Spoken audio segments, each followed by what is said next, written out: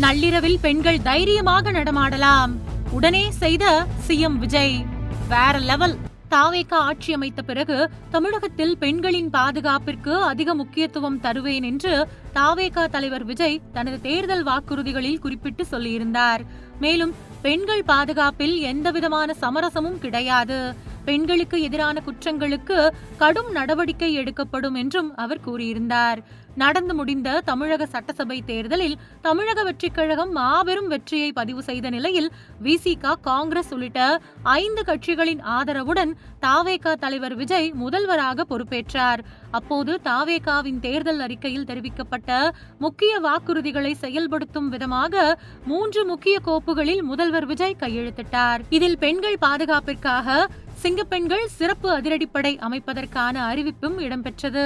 அதன்படி தமிழகத்தில் சிங்கப்பெண்கள் சிறப்பு அதிரடிப்படையை அமைப்பதற்கான அரசாணையை உள்துறை கூடுதல் தலைமைச் செயலாளர் மாணிவாசகன் வெளியிட்டுள்ளார். இதன் மூலம் பெண்களுக்கு பாதுகாப்பும் முன்னெச்சரிக்கையாக பல சட்ட நடவடிக்கைகளும் மேற்கொள்ளப்படுகிறது. இதுகுறித்து அரசாணையில் கூறியிருப்பதாவது, தமிழகத்தில் பெண்களின் பாதுகாப்பை மேம்படுத்தும் வகையிலும் தடுப்பு மற்றும் பாதுகாப்பு நடவடிக்கைகளுக்கு முன்னுரிமை அளிக்கும் வகையிலும் தனி சிறப்பு அதிரடிப்படை அமைக்கப்பட உள்ளது. இதில் ஆபத்தில் சிக்கியுள்ள பெண்களுக்கு விரைந்து உதவிகளை வழங்கவும், பொதுமக்கள் மத்தியில் பாதுகாப்பு உணர்வு மற்றும் நம்பிக்கை ஏற்படுத்தும் விதமாக இந்த சிங்கப்பெண்கள் சிறப்பு படை அதன் அடிப்படையில் செயல்படும். இந்த படையில் தமிழகம் முழுவதும் போதிய போலீசார் மற்றும் அதிநவீன வசதிகள் அமைக்கப்படும்.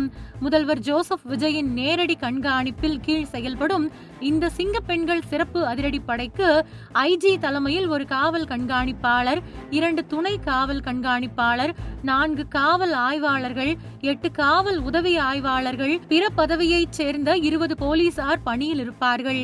தமிழகத்தில் குற்ற சம்பவங்கள் நிகழ வாய்ப்புள்ள இடங்களை கண்டறிந்து அந்த இடங்களில் கண்காணிப்பு பலப்படுத்தப்படும்.